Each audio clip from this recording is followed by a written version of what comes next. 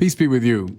Friends, our first reading and our gospel for this weekend have a special resonance for our time, I think, because they both speak clearly about life after death.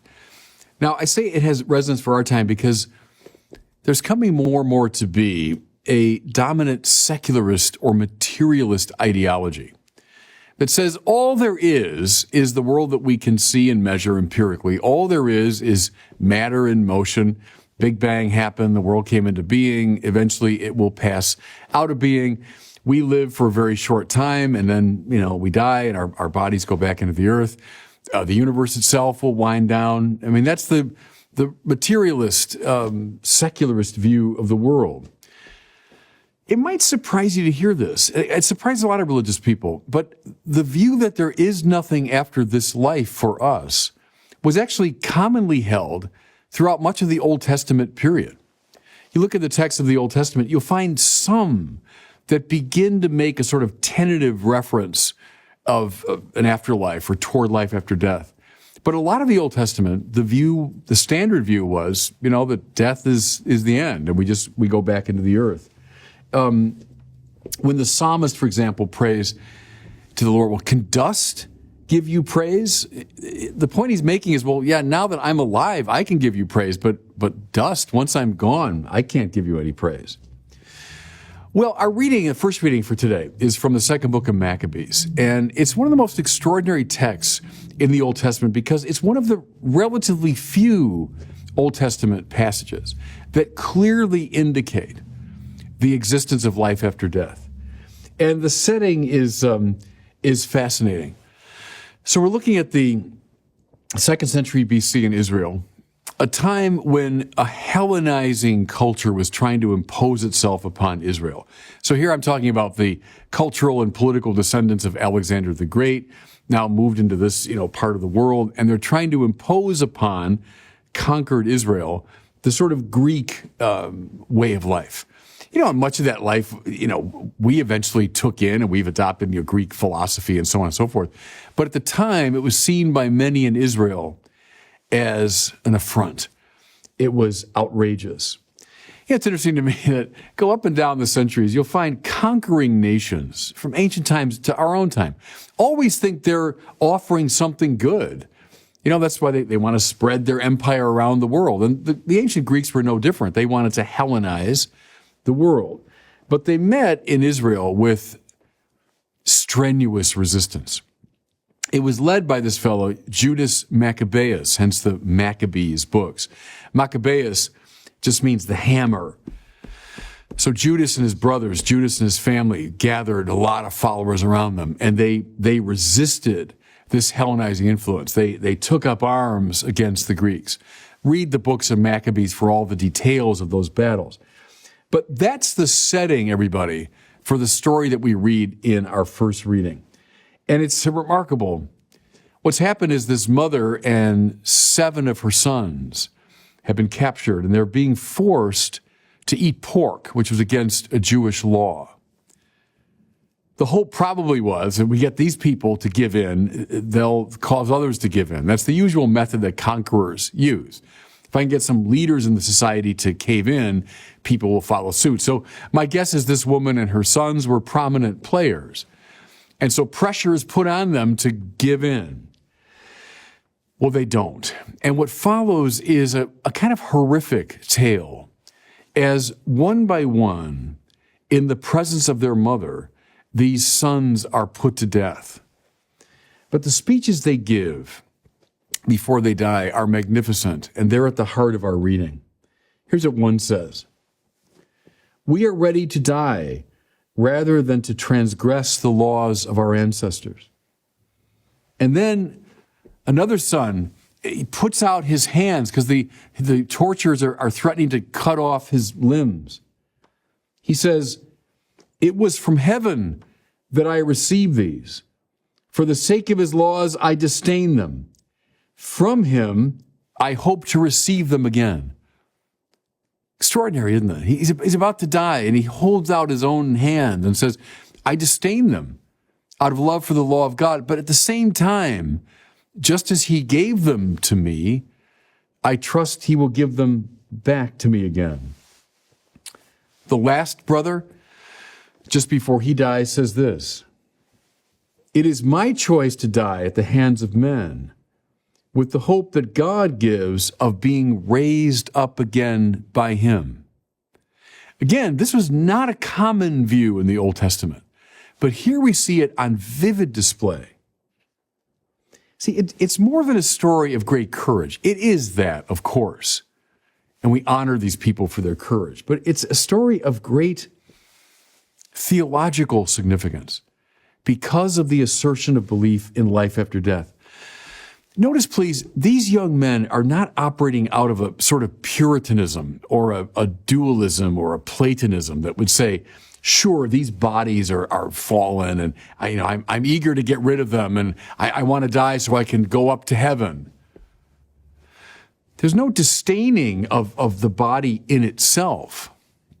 In the early centuries of the church, we have the Gnostic heresy, which said exactly that the body's a kind of prison from which the soul longs to escape. Well, that's not at all what's animating these brothers.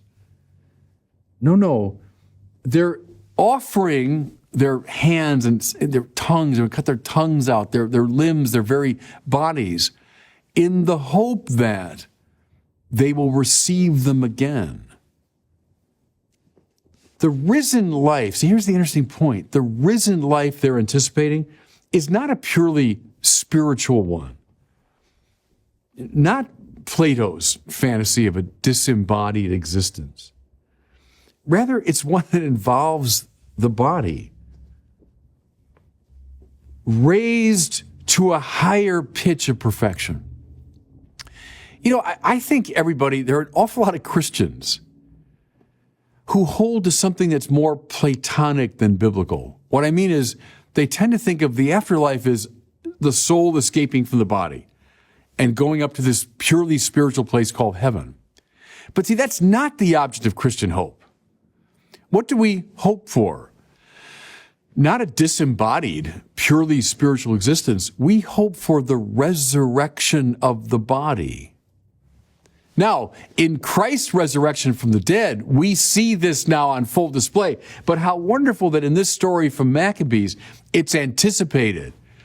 These 7 brothers are giving voice to this very deep hope, to a truly resurrected life. Okay, against that background, that's why the church gave us this reading, see, as the first reading, because we're meant now to look at our gospel in light of it. The setting is a conversation, pretty heated, I imagine, between the Sadducees and Jesus. Now, who were the Sadducees? Well, they were a kind of a political, religious party within Judaism, and they had a lot of characteristics. But one of their characteristics was and again, to be fair, in line with the mainstream of a lot of the Old Testament tradition, they did not believe in life after death. Well, Jesus, they can guess from his preaching, does indeed believe in the resurrection. And so they pose to him, and they probably brought their most clever people forward. It's like, people today having these political debates online, and someone catches it on camera. Well, it's that kind of exchange. They propose what the logicians call a reductio ad absurdum, right? A reduction to the absurd. When you take your opponent's position and say, well, look, if you hold to that, and I push it now to its logical extreme, I'm going to end up with an absurdity. So the Sadducees posed this famous case. There's this woman who marries a series of 7 brothers, and each brother dies. Okay, so now the woman dies, and they go to the afterlife. Well, whose wife is she? Who's her husband? She married all 7. Reductio ad absurdum. If you really believe in this life after death, then how do you make sense of this kind of situation? Well, Jesus is having none of it. He declares clearly and strongly his belief in life after death, in the resurrection. And what's his first evidence? Moses, so at the very heart of the Old Testament, speaks of God as the God of Abraham, the God of Isaac, and the God of Jacob. God is not a God of the dead, but of the living. So by Moses' time, Abraham, Isaac, and Jacob were long, long dead. And yet, God is described as being the God of these three men. How's that possible unless, in some sense, these three men are still alive?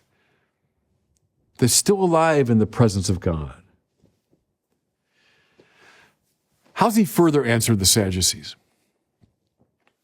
In the heavenly realm, people will not marry or be given in marriage. So he just cuts the dilemma, out from under its feet. But how come? Because marriage is a bad thing? Because we can't wait to get up beyond this world of bodies and sexuality and marriage and go to a higher spiritual space? No. Because in the heavenly realm, which is an embodied realm, Jews would never think of it any other way. In the heavenly realm, we will love in a manner so intense that it goes beyond even this most intense expression of love here below that we call marriage. Not that something less than marriage is on display in heaven, but rather something much greater than marriage. There'll be an intimacy with one another that's possible because we are so intimately joined to God and through God to each other. So people will not marry or be given in marriage because something so much greater than marriage is on display in heaven. Can I make a final point here, everybody, as I close? Something you'll hear from secularists and materialists today is, you religious people that believe in heaven, pie in the sky when we die, you're the problem because it's all this fantasizing about another world that leads you to ignore the injustices and suffering of this world. See, that is consummate nonsense because it's actually the contrary. See, if you're a strict materialist, so this is all there is, this life, this body, which is going to die and go back in the earth. The universe is going to fade away. Why should I particularly care about gross injustices that are halfway across the globe? Oh, there's a poor kid in Africa right now who's starving to death and it's being caused by political corruption and injustice. Yeah, all right. He's going to die. I'm going to die. We're all going to die. The universe is going to fade away. So who cares? But now, turn it around. You're a religious person and you believe in life after death. You believe, first of all, that child suffering right now in Africa, that starving child, was loved into existence by God and is destined for eternal life with God. Mind you, not just his soul that escapes from his body, but he himself, body and soul, is destined to live with God. Therefore, of course, I am interested in what's just and right for him. Of course I'm interested in alleviating his suffering. It's not the religious person that's indifferent. I'm the contrary. And then can I just observe everybody, who were the greatest social activists in the 20th century, those that made the biggest difference in terms of social justice? People like Martin Luther King, who believed in life after death. People like John Paul II, who believed in life after death. People like Mohandas Gandhi in India, spiritual man that believed in life after death. Don't bore me with this canar that somehow religious people are the ones indifferent to the suffering of this world. On the contrary, it's those who believe as those 7 heroic brothers did in the Old Testament, those who believe as Jesus did in life after death, that are most committed to justice here below. And God bless you.